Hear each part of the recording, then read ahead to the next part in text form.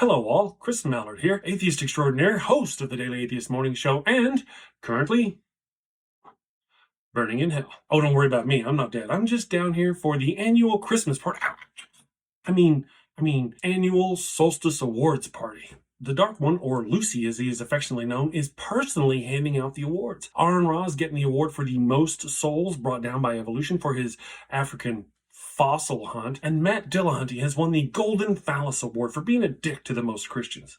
Oh wait, it's the Golden Fallacy Award for the confusing the most Christians. Easy mistake to make. To top it off, Seth Andrews has lent his voice to the Gregorian chants this year. It's delightfully hellish. Gotta run. I hope you all had a happy Thanksgiving, if you're into that sort of thing, and I want to wish everyone a Merry Christmas. A happy holidays, happy solstice, and a happy new year. Stay safe, heathens. Party hard, fornicate, that sort of thing. But do it safely. Guess what, folks?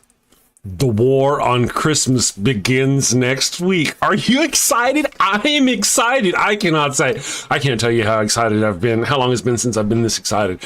My friends, I'm excited for the war on Christmas. But, it begins next week. But I'm firing the first shots today.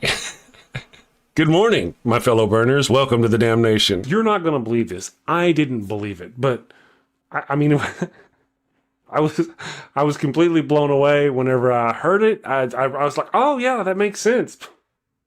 Jesus was a Jew, and as such, he was circumcised 8 days after his birth, and guess what? You guessed it. They claim to have the actual foreskin of baby Jesus. Well, 5 or 6 different churches each claim to have the actual foreskin of baby Jesus. But surely one of them is bound to be authentic, right? And I'm sure they put...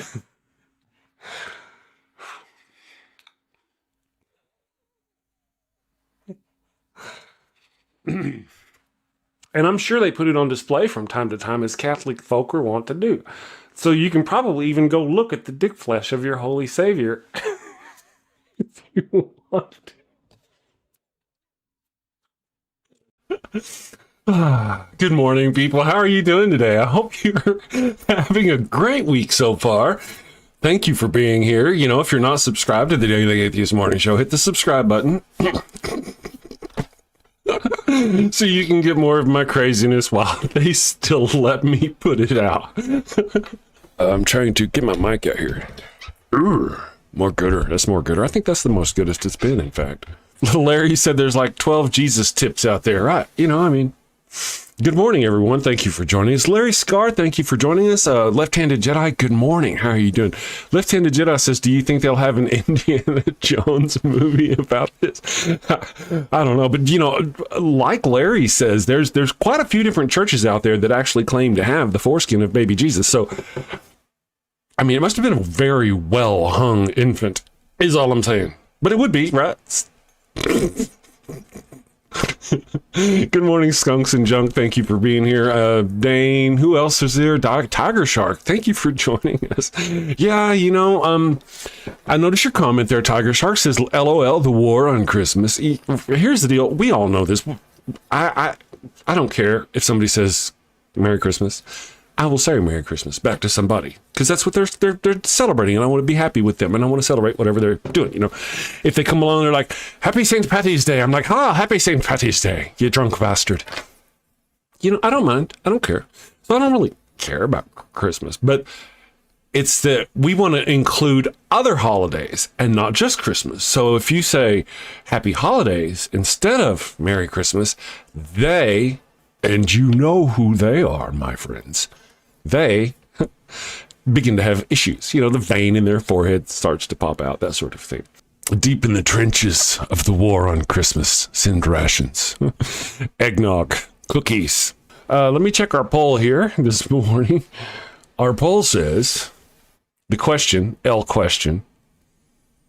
I know, I'm talking fast today. Good morning, Drinkwater. Drinkwater says, we tried to stop Marilyn Manson, but the spiritual wickedness won that fight. Yeah, you know how it is. Was Mary really a virgin? Or was it all up to her? Or was it all to cover up her infidelity? These are the questions. This is the question. Yes, it's in the Bible. She was a virgin. It's a miracle. Pastor Dean, I know that's you out there voting. So far, we've got 24 votes, 3 likes, 6 comments. And on this one, we've got 4% of the vote says yes, it was a miracle.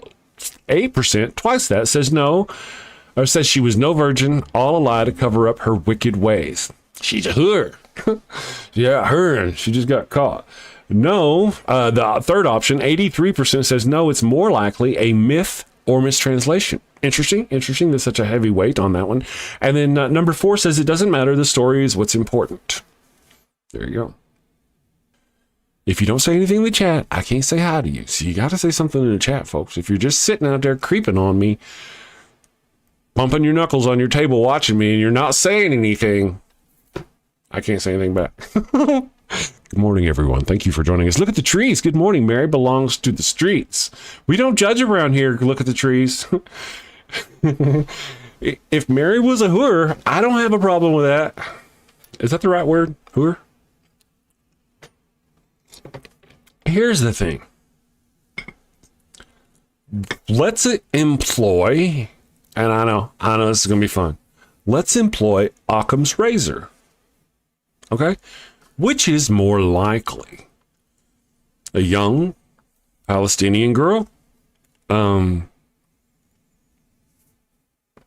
had relations with either her husband, who she was with, or some other individual, willingly or unwillingly. She had coitus with somebody and became impregnated. Or work with me here, the almighty creator of the entire universe was like, you know what? These bitches is pretty bad, and I'm sick of all these goats. I am just tired of goat meat. So what we need to do is we need to have them offer up one. I need to sacrifice one of them to myself so I can forgive them. So how should I do that? Just anyone? No, it's got to be me. It can't be any one of them. So I'll just make so. And he went down there and he used his holy phallus,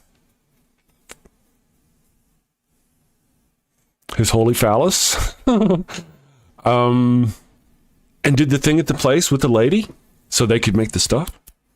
Or it was like artificial insemination, holy artificial insemination, some business like that. And the creator of the entire universe chose that girl at that time to inseminate her with the holy part of him that would later on, that he would sacrifice to himself and all this business. I mean, whenever you apply even the slightest thoughts, and then did you know that Joseph didn't believe her and was going to want a divorce? He was secretly going to try to quietly get a divorce. Somewhere in there it says that. I learned this recently. And, that kind of tells me that he was going to quietly get a divorce, which means because back in the day, what happened to women who had babies from other men? What happened to those women? What was the punishment for that sort of thing? Anybody? Okay, so now that we've covered what that is, so he was going to try to, so it really sounds to me like these guys were probably part of a Jewish religious sect, cult, whatever.